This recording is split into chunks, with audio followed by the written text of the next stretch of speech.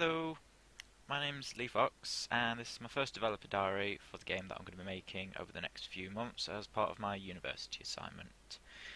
The game that I'm going to be making is called The Subjects, and it's going to be a hack and slash horror game set in the year 2099.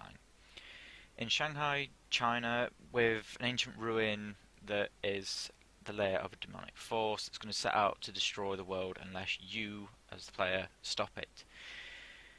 The gameplay will be similar to that of Dark Souls, where the challenge is to stay alive whilst fighting various enemies. The combat's going to be very challenging, where you've got to roll and dodge out of the way of enemies' attacks because you can't really afford to get hit because you're going to lose a lot of health, and there's not really any regenerating health unless you find some of the pickups which will be implemented later into the development.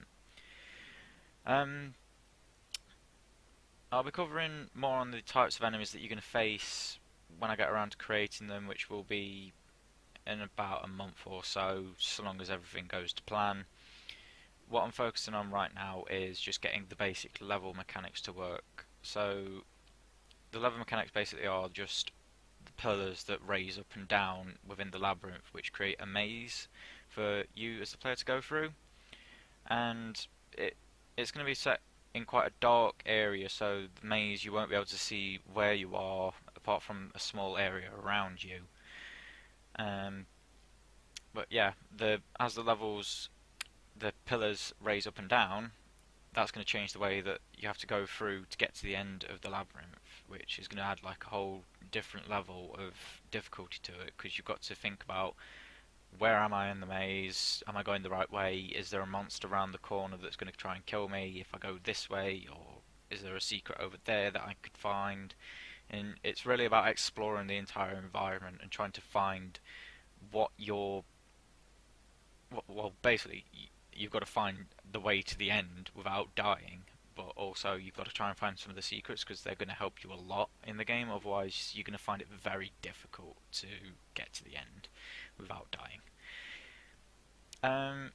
Yeah, the main character that I've created is called Subject 17, and as I'll show you now on the screen, these are some of the concepts that I made for the initial character. So I wanted him to be a very futuristic looking creature that was created in a lab for one purpose, and that was just to kill the demonic force. That was all the purpose was for your character, and that the whole story revolves around just, why were you created? Like, why did they make just you? Were the ones before you? Is there going to be something after you've killed the final boss? It's just a huge story that I want to expand on, but for now I'm focusing on just making one level to prototype the rest of the game for. So yeah, these are some of the concepts on the screen. Various different stages, like basic models, and then you've got like your coloured variations, and then sort of almost the final character design there. Then these ones here were almost the final design again, like they were basic prototypes of the armor design, particularly is what I wanted to focus on, because it had to be functional within the game as well as looking the part for the futuristic setting of the game. And these are the orthographic sketches I worked from when I was making the 3D model, which you'll see in a moment. And then these were the final designs that I made for the character. So I changed the skin tone from the ones that you just saw a moment ago, because it looked more genetically engineered rather than being too reptile and scaly. And then these are just some of the renders of the final model, which I will show you now. Yeah, this is the final model. So as you can see, he's fully textured, armoured, and he's got full normal maps on. If I do a quick render of him, when it loads. But yeah, as you can see, I've put like the skin texture on to his armor there, and basically the way that I created this model was I started from base mesh, worked up from there using the orthographic sketch as I created. I then took it over into Maya to retopologize it, just to give it a cleaner flow to the geometry, which is more efficient when I come to animate him with like obviously run cycles and stuff.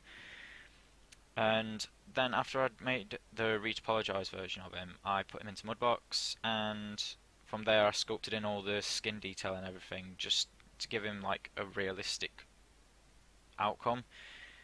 After I'd done all the sculpting on him, I took him back over to Maya, normal mapped the colour that I painted on in Mudbox, and also obviously the detail that I'd sculpted him, so that I've got a 9000 poly model with complete textures and everything, but it still looks like a high detail model, so it doesn't affect the performance of the game. It just produces a much more produces a much more efficient, usable model for in-game. Because if I created a model that was a million polys, it would never have run as I wanted it to, which it needs to be smooth gameplay, otherwise it's just not going to be a feasible game to create. All in all, it took me around 2 weeks to make this asset. Like all the all the armor, all of the textures, normal mapping and everything, and then also rigging the model, which this isn't the rigged version. The rigged version is in Maya, which is what I'm going to use to do all the animation with. But yeah, I'm quite happy with how it turned out. It's got a good amount of detail on it, and the textures I created in Quixel. It was the first time I'd actually used Quixel before this, and I'm quite happy with the outcome of it. Like I really like the amount of detail that you get on the armor, as you can see there, like just nice scratches and everything, which would have been a lot more difficult to put in without the use of Quixel. But as for the rest of the game, at the moment I have this basic layout of the labyrinth, well, what will be the labyrinth eventually. As you can see there's a couple of placeholders that when I've finally got around to modelling the roof, there will be holes there. As you can see in the walls there's little holes which will be covered up when you lift up one of the pillars like that, and it basically creates like a secret area where there's going to be chests that hold items that will boost the player through the game to help them get through it without dying. At the moment I've just been working on trying to get the collision meshes to work. As you can see, there's holes in the wall, so that one there with white glowing light through it, that will be a doorway eventually.